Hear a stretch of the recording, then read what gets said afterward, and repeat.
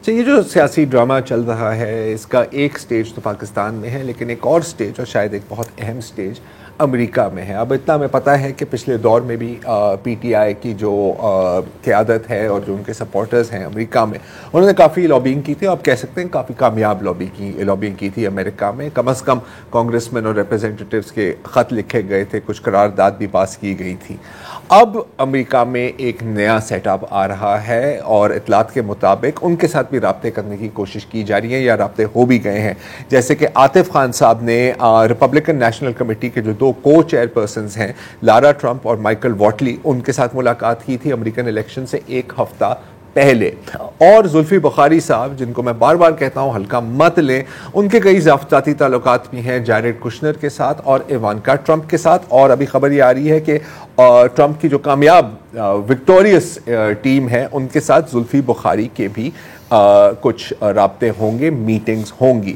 اچھا، اب ظاہر ہے کہ ایک جو چیز وہ آگے جا کے آسان الفاظ میں بیچیں گے وہ یہ ہے کہ جی ٹرمپ صاحب اور خان صاحب کی کافی اچھے تعلقات، بظاہر کافی اچھے تعلقات تھے، ان کی کافی اچھی کامیابی سے ان کی میٹنگز ہوئی تھی. تو ایک سوال اٹھتا ہے بار بار کہ ذاتی تعلقات بین الاقوامی تعلقات میں کتنے اثر انداز ہوتے ہیں. How much do personal relations count in international politics. تو آپس میں تو ہم نے اس پر کافی دفعہ بات کی ہے. آج میں نے سوچا کہ کسی ایک ایکچوئل انٹرنیشنل ریلیشنز کے ایکسپرٹ سے بھی یہ سوال کریں، خاص طور پر پاکستان کے کانٹیکسٹ میں. تو آج میری بات ہوئی ملیحہ لوہدی صاحبہ سے اور ان سے میں نے یہی سوال پوچھا کہ ذاتی تعلقات انٹر اسٹیٹ اور انٹرنیشنل ریلیشنز میں کتنے اہم ہوتے ہیں یا نہیں ہوتے. خارجہ پالیسی اور انٹرنیشنل ریلیشنز میں کم از کم میں نے تو یہ آبزرو کیا ہے کہ ایمفسس اور فوکس تو ہمیشہ ہوتا ہے پالیسی پہ اور ایک ملک کے مفاد پہ، اور اس کے مطابق ہی پھر ڈپلومیسی چلتی ہے.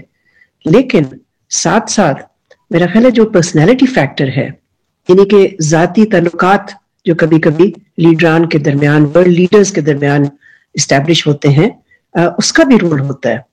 اینڈ بہت دفعہ ہم اس رول کو انڈر ایسٹیمیٹ کرتے ہیں، اس کو وہ اہمیت نہیں دیتے، حالانکہ اس رول سے کافی فرق پڑ سکتا ہے. اس کا مطلب یہ نہیں ہے کہ جو قومی مفاد ہوتے ہیں وہ کسی طرح سے پیچھے چلے جاتے ہیں اور جو پرسنل ریلیشنز ہوتے ہیں وہ زیادہ امپورٹنٹ ہو جاتے ہیں. یہ میرا مطلب نہیں ہے، لیکن یہ ضرور ہے کہ اچھے اگر پرسنل ریلیشنز ہوں دو ورلڈ لیڈرز کے درمیان تو اس سے کافی فرق پڑ جاتا ہے on the conduct of foreign policy and diplomacy. تو پھر میں نے ملیحہ صاحب سے پوچھا کہ کیا آپ نے پاکستان کے کانٹیکس میں اس طرح کی کوئی مثالیں دیکھی ہیں، کیونکہ آخر کار ان کا کافی ایک لمبا ڈپلومیٹک ایکسپیرینس ہے. دو مثالیں جو میرے ذہن میں آتی ہیں، وہ ایک تو بے نظیر بھٹو صاحبہ کی، جب انہوں نے صدر کلنٹن کے ساتھ ملاقات کی اور میں موجود تھی اس میٹنگ میں، اور میں نے دیکھا کہ صدر کلنٹن بہت ہی امپریس ہوئے بے نظیر بھٹو سے، اور میں سمجھتی ہوں کہ اس میٹنگ کا کافی رول تھا اس میں کہ کلنٹن کی جو انتظامیہ ہے یا تھی، اس نے پھر پاکستان کے مطالبے کی حمایت کی. جو پاکستان نے کہا تھا کہ جو آپ نے ہمارے پہ نیوکلیئر سینکشنز لگائے ہیں ان کو آپ ہٹائیں یا ان کو ایز کریں. اس میٹنگ کے بعد ہی پھر وہ سارا کنگریشنل انیشیٹو شروع ہوا جس کو کلنٹن ایڈمنسٹریشن نے بیک کیا، جس سے کہ فائنلی اکنامک سینکشنز ہٹ گئے پاکستان سے، اور جو ہماری امبارگوڈ ملٹری اکوپمنٹ تھی وہ بھی ہمیں واپس مل گئی. تو دیکھیں پرسنالٹی فیکٹر ڈز کاؤنٹ. پھر مجھے یاد ہے جب صدر مشرف اور صدر جارج بش کی ملاقات ہوئی، اور وہ بھی 9/11 کے بعد، اتنے بڑے سانحہ کے بعد، اور بھی ایک بہت ہی شروع میں ٹینس میٹنگ تھی. ظاہر ہے اتنی سیریس باتیں تھیں اس میٹنگ میں، لیکن اس کے بعد بش نے ایک لنچ دیا، چھوٹا سا لنچ تھا صدر مشرف کے لیے.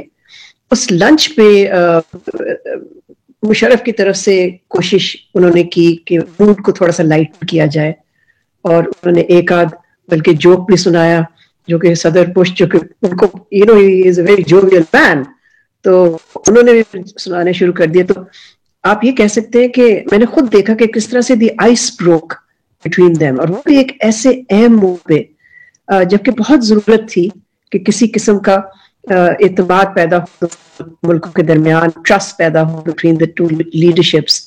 تو دیکھیں ڈپلومسی میں پرسنل فیکٹر امپورٹنٹ اس لیے بھی ہوتا ہے کہ ٹرسٹ جو ہوتا ہے, اعتماد, وہ بہت ہی اہم چیز ہوتی ہے مذاکرات میں, نیگوسیشنز میں, اور ایک ملک کے دوسرے ملک کے ساتھ ڈیلنگز میں. اگر آپ کو ٹرسٹ نہ ہو تو پھر آپ کو ڈیل کرنا مشکل ہو جاتا ہے, کبھی کبھی ناممکن ہو جاتا ہے.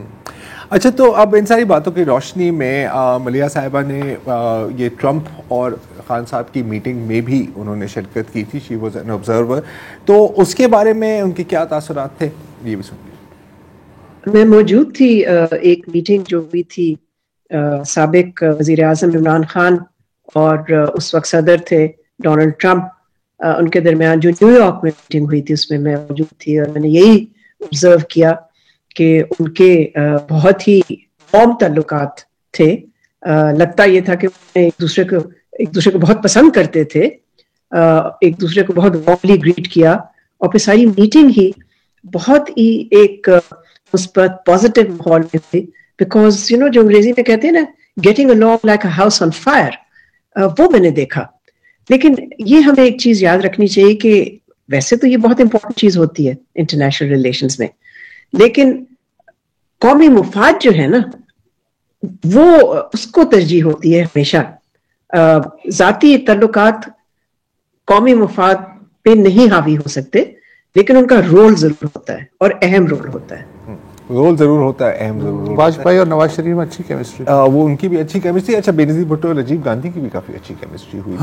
اور اگر آپ ایک آؤٹ آف کانٹیکسٹ اور بڑا ایگزامپل دینا چاہیں تو شاید امریکہ نے جرمنی کے خلاف لڑنا ہی تھا دوسری جنگ عظیم میں, لیکن روزویلٹ اور چرچل کے جو پرسنل ریلیشن شپ تھی وہ کافی ایک بڑا اور افیکٹو فیکٹر بھی تھا. آپ کیا نہیں تھی یار.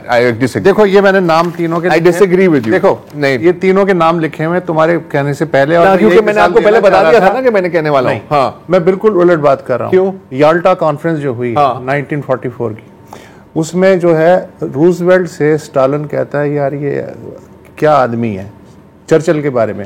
اس کی وجہ یہ تھی کہ اس کا جو امپیریلسٹ ایٹیچیوڈ تھا نا, یہ دونوں کامنرز تھے بیسیکلی, تو انہوں نے آپس میں یہ بات کی کہ یار یہ آدمی جو ہے اچھا.